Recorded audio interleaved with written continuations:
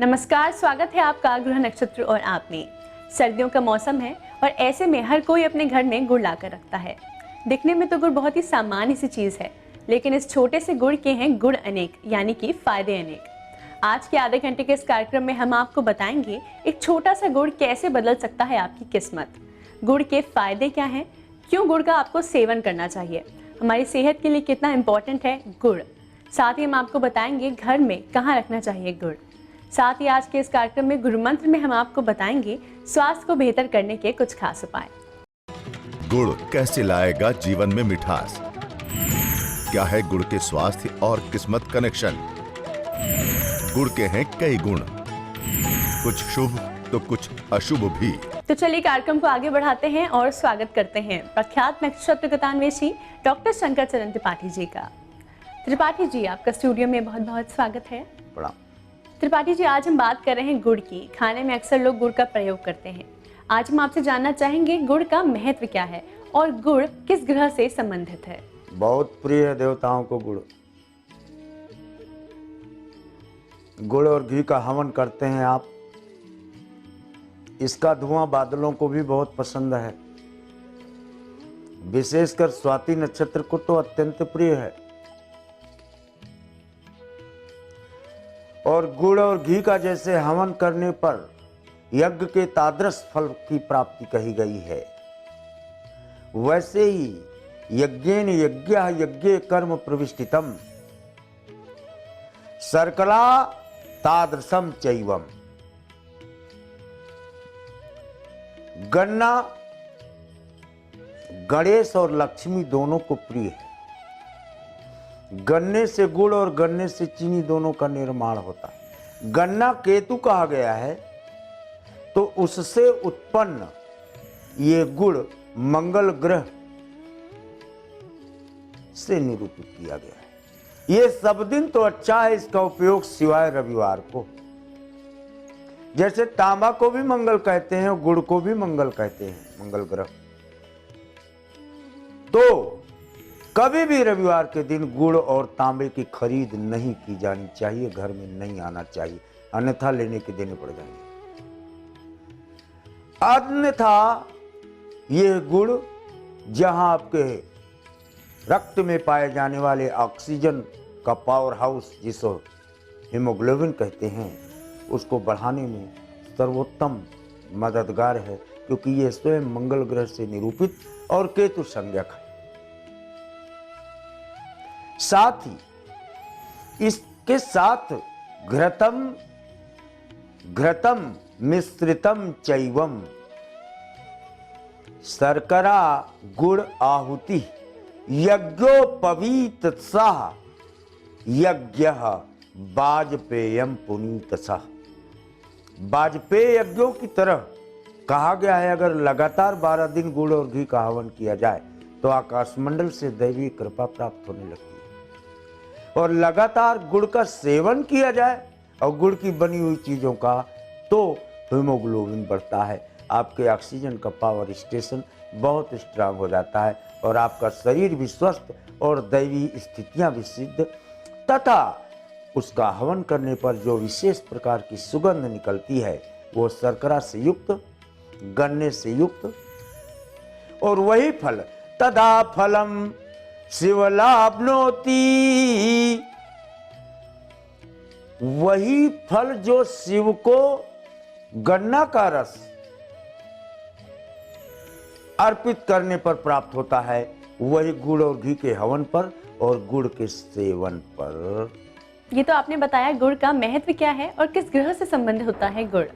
अब हम आपसे जानना चाहेंगे, जैसा कि गुड़ खाने में लोग प्रयोग करते हैं, सर्दियों में खास तौर पर इसका प्रयोग होता है क्योंकि इससे हमें रोगों से लड़ने की शक्ति मिलती है। हम आपसे जानना चाहेंगे कि हमारी सेहत के लिए कितना लाभकारी होता है गुड़। कफ पित्त और वायु से बना हुआ ये शरीर जब अस्वस्थ अवस्था को प्राप्त होने लगता है, थकान महसूस होने लगती है, तो ये मजदूरों का पावर स्टेशन कहलाता था। जब खेतों में काम करते हुए खेतिहर मजदूर एक गुड़ का टुकड़ा या भेली कहते हैं उसको, और 1 लोटा जल, इतने से फिर उसको 6 घंटा काम करने की ताकत प्राप्त हो जाती है। आजमा के देखो कभी, खूब थके हो आप। आजकल तो ग्लूकोज बना बनाया मेडिकल स्टोर से ले आते हैं आप और उसे पी लेते हैं घोलकर। उसके स्थान पर गुड़ का सेवन रंच मात्र भी, या गुड़ की बनी हुई वस्तुओं का रंच मात्र भी सेवन आपको जहां शर्करा से युक्त ग्लूकोज की कमी के सारे रोगों से निवृत्त करता है, वहीं ये डायबिटिक रोग से पीड़ित व्यक्ति भी इसको ग्रहण करने पर इस पर मिठास का वो महत्व होता है जो डायबिटिक रोगों को वृद्धि न करके हीमोग्लोबिन की मात्रा को बढ़ाकर डायबिटिक को समाप्त भी करने में सहायक है ये गुड़। गुड़ हमारी सेहत के लिए तो बहुत फायदेमंद होता है, ऐसा आपने बताया हमारे दर्शकों को। अब हम आपसे जानना चाहेंगे, गुड़ हमारी किस्मत को कैसे बदल सकता है, कितना शुभ होता है हमारे लिए गुड़? समृद्धि से गुड़ का बहुत बड़ा महत्व है भला। अभी किसी कॉलर ने हमको फोन किया जिसमें आर्थिक स्थिति जिसकी खराब हो, अमंगल पीड़ित अवस्था को प्राप्त हो, दक्षिण में गुड़ रख दे, समृद्धता बढ़ेगी। उत्तर में गुड़ रखेगा, कर्ज समाप्त होगा। लेकिन वो गुड़ उपयोग अपने लिए कदापि ना करे, स्टोरेज करे, और अतिथियों को, जो अतिथि आवे, उनसे बने हुए व्यंजन या गुड़ ही अतिथियों को अगर स्वागतार्थ दे तो भी फलों में वृद्धि का परिचायक माना गया है। ये मंगल ग्रह और केतु से उद्बोधित यह ग्रह। गुड़ के अनेक गुण यानी गुड़ के अनेक फायदों के बारे में त्रिपाठी जी हमें बता रहे हैं। इसी के साथ वक्त हो चला है एक छोटे से ब्रेक का। ब्रेक के बाद हम जानेंगे घर में किस स्थान पर गुड़ रखना शुभ होगा और किस स्थान पर आपको गुड़ बिल्कुल नहीं रखना चाहिए, जो होगा आपके लिए हानिकारक। आप बने रहिए हमारे साथ कार्यक्रम ग्रह नक्षत्र और आप में।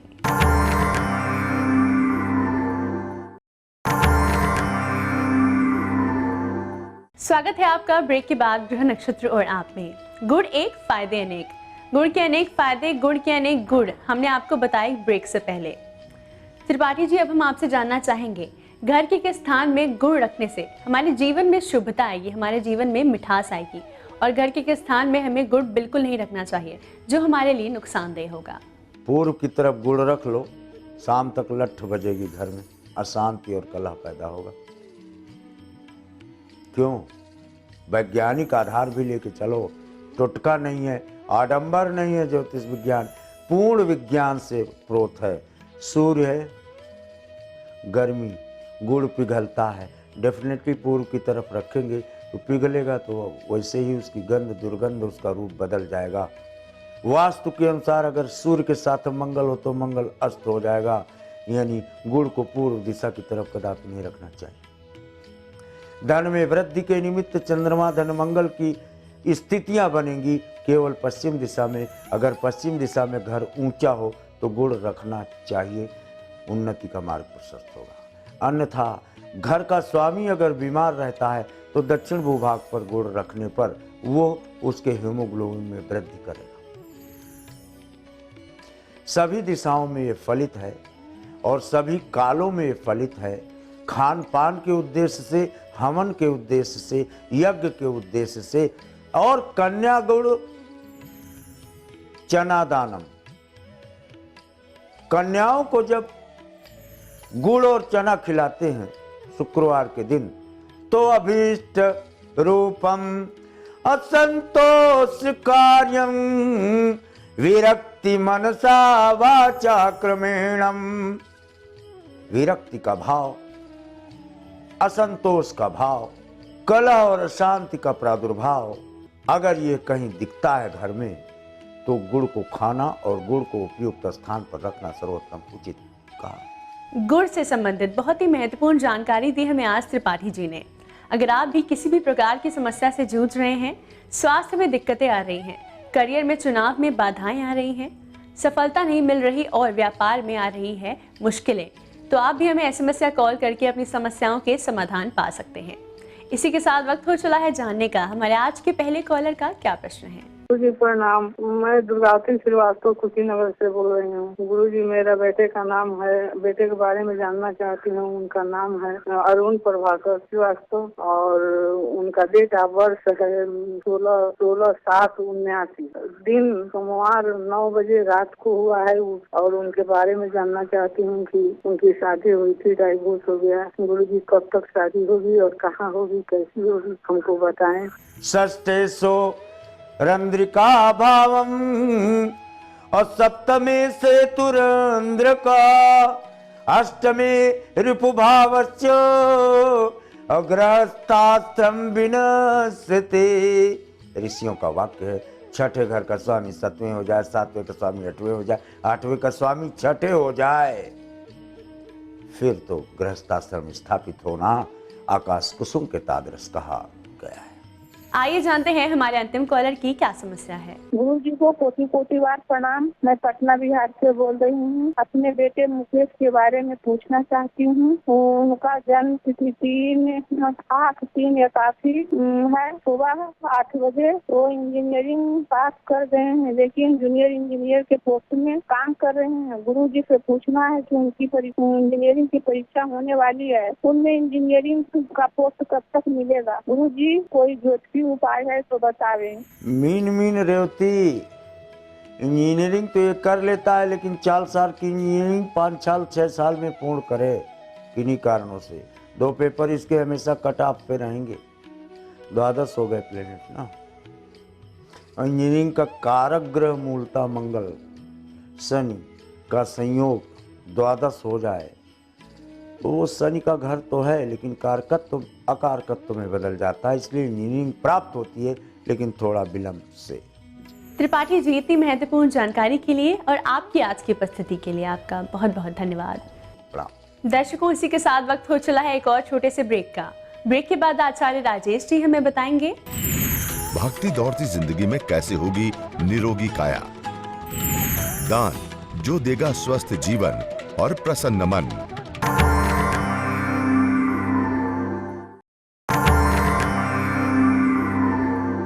स्वागत है आपका ब्रेक के बाद ग्रह नक्षत्र और आप में। इस समय स्टूडियो में हमारे साथ मौजूद हैं आचार्य राजेश जी। राजेश जी, आपका स्टूडियो में बहुत बहुत स्वागत है। नमस्कार। आज है तारीख 7 जनवरी और दिन है शनिवार। आइए जानते हैं क्या कहता है आज का पंचांग।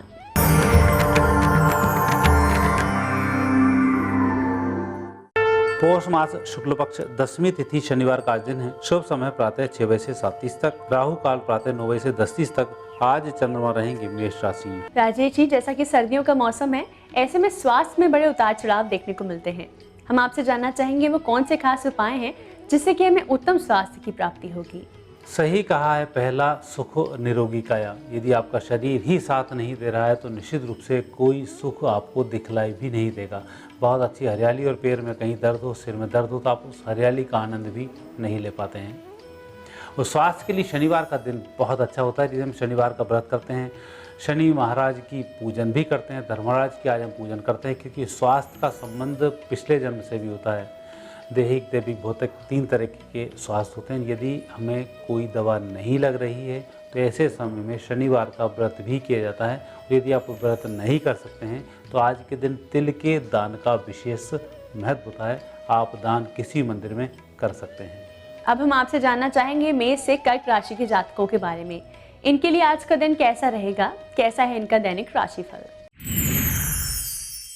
मेष राशि वाले व्यक्तियों का आज दिन अच्छा है। हालांकि आप जिन लोगों के चक्कर में परेशान हो रहे थे, आज वही आपसे माफ़ी भी मांग सकते हैं और आपको विजयश्री की प्राप्ति भी हो सकती है। साथ ही आज आनंद भरी खबर सुनने को मिलेगी, जिसके कारण आप सायंकाल आनंद से भाव विभोर हो जाएंगे।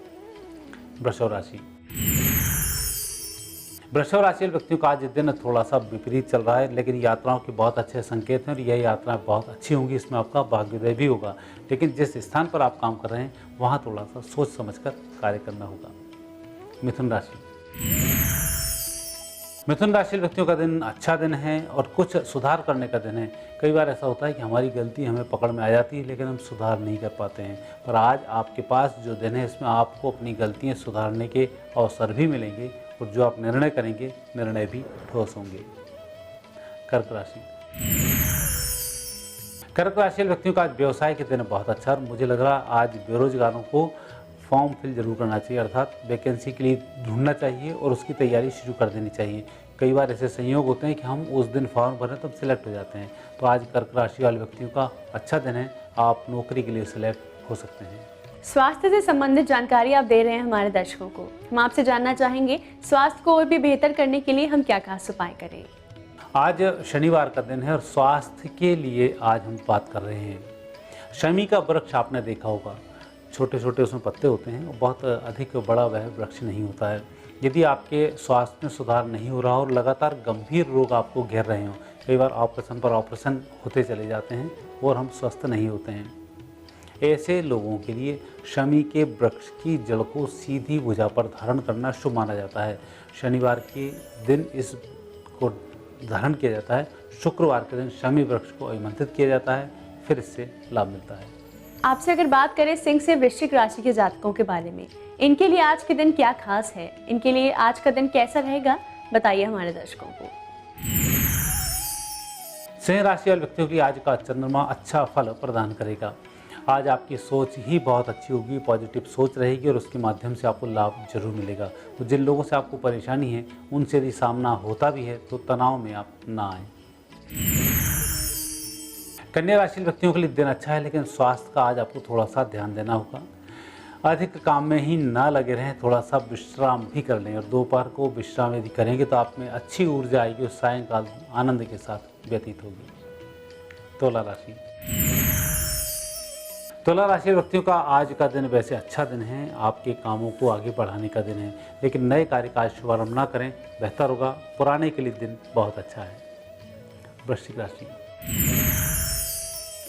राशि व्यक्तियों का दिन सभी प्रकार से आज शुभ रहेगा। हालांकि आज आप जिन काम को करने जा रहे हैं बहुत रिस्की काम है, बदनामी भी हो सकती है, लेकिन फिर भी आपका त्वरित निर्णय की क्षमता, लेने का जो दिमाग है, उसके माध्यम से लाभ जरूर मिलेगा। आज है शनिवार का दिन। आज के दिन हमें किन चीज़ों में सावधानी बरतनी चाहिए, आज के दिन हम क्या करें और क्या ना करें।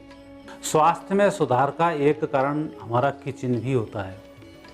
हमें किचन में प्रतिदिन सायंकाल दीपक जलाना चाहिए और किचन के प्लेटफॉर्म पर रखकर कभी भी भोजन नहीं करना चाहिए। मैंने आजकल देखा कई लोग अपने घरों में रोटी रख लेते हैं और किचन पर जहां भोजन बना रहे हैं वहीं आप खाना खाना शुरू कर देते हैं। यह कभी भी नहीं करना चाहिए, इससे स्वास्थ्य में लगातार गिरावट आ जाती है।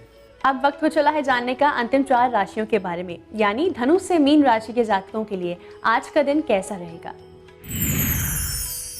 धनु राशि वाले व्यक्तियों का दिन अच्छा है, लेकिन कई दिन ऐसे होते हैं जब हमें पूर्व जन्म का दोषों के कारण परेशानी आ जाती है। तो आज आपके साथ ऐसा हो सकता है कि आपने पहले कोई गलती की और उस कारण से आज आप परेशान हो रहे हो।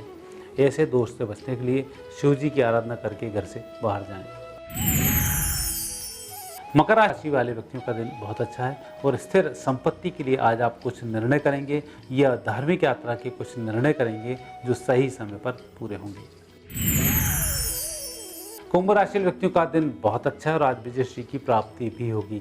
हालांकि आज आपको अपने छोटे भाइयों से अनबन हो सकती है, इसका थोड़ा ध्यान रखें।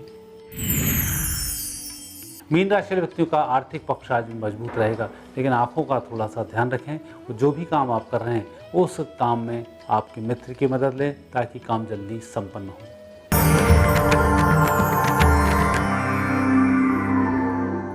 राजेश जी, आपकी आज की उपस्थिति के लिए आपका बहुत बहुत धन्यवाद। धन्यवाद। दर्शकों, इसी के साथ वक्त हो चला है आज के एपिसोड को यहीं समाप्त करने का। कल फिर आपसे मुलाकात होगी इसी समय इसी चैनल पर। तब तक के लिए नमस्कार।